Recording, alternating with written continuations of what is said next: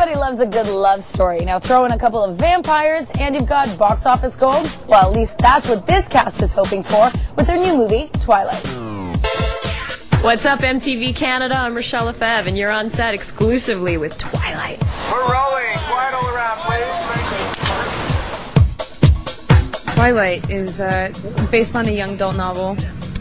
It's massively popular. There's a trilogy, and this is the first in the trilogy. It's a story about a 17-year-old girl who moves to a new town and meets this family of strange-looking people, and one of which she thinks hates her initially, but has this kind of weird, almost palpable connection with, and then she finds out he's actually a vampire who wants to kill her all the time, and then they fall in love. And it's sort of a star-crossed love story between Bella and Edward. I can't believe you're making me do this. Just smile. Oh, well, it was too late. And it's like a struggle to keep it, because there's just no living with an immortal. Like, if everybody wants to kill you and he doesn't want to make you an immortal, it's sort of like a Romeo and Juliet type situation. And so it's also sort of an action adventure between the two of them that involves them getting into a little bit of trouble.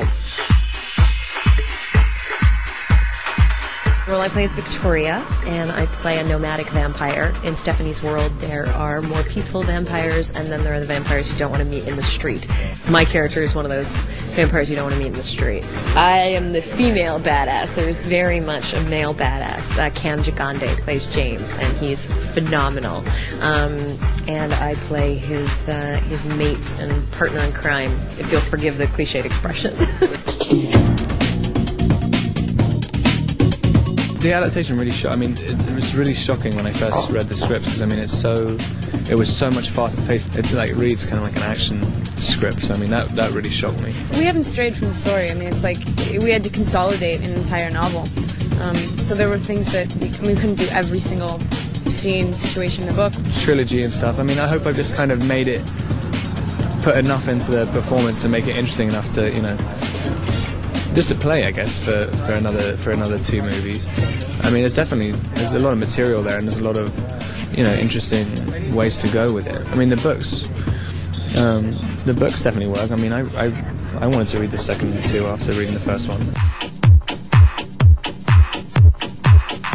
So in the beginning, we were all sort of learning the sort of vampire world and putting it on, and we all learned how to wear our contact lenses together, you know, and bitching about it hurts and all that stuff, and then learning how to do the movement, and we had some stunt work, and so we all just kind of got thrown into a vampire camp together and just bonded. Actually, I got to do wire work, which was incredible. You literally like get to, you know, like flying through the air at 30 feet up. It's madness.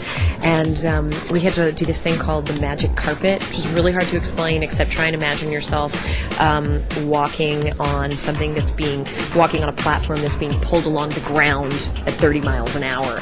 So yeah, I totally had a good time handling that.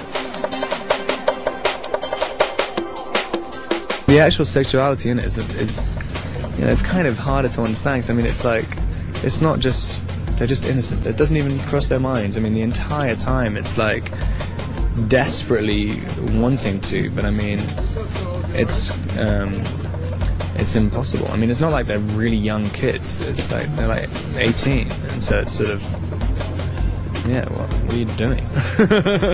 But no, I mean, I think it's a lot more complex than just your average teenage thing. 'Cause I mean, they stick with each other even though they can't have a normal relationship. They can't like go to house parties and stuff. It's like they live in this tiny little town and they're just living for each other. Whatever you can't have, you're just going to want it 10 times more. So if they're not shoving sex down your throat and they're making you like think about it yourself, it's a little bit more of like an elaborate. It's just more juicy. It's just better. So yeah, I hope people like that.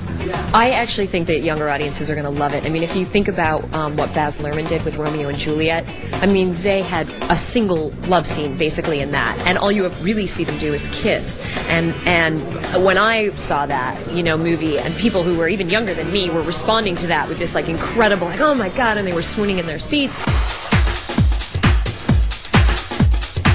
The thing with vampires, I mean, I guess what they've morphed into is just being, they're like a god, but not really at all. I mean, it's like a curse and a blessing at the same time. So it's like kind of all powerful, but they're totally helpless. I guess that's what the attraction is, I think. It's a big deal for people. I mean, for me, I think the most interesting thing about it is just like the questions that it brings up about life. I mean, like, that's all you're questioning in the world anyway, but it raises different concerns. It's like, live life to the fullest. It's pretty mind-boggling. Like, we knew it had a built-in audience. We just didn't know how much excitement there would be about the movie so early on. I got recognized in a cafe the other day. I had the girl behind the counter and was like, "Can I?" And this wasn't in Portland. It was in Los Angeles. She was like, "Can I ask you a question? Are you playing Victoria on Twilight?" And I'm like, "You've got to be kidding me! Like, I haven't even finished filming yet." So yeah, it's mind-boggling.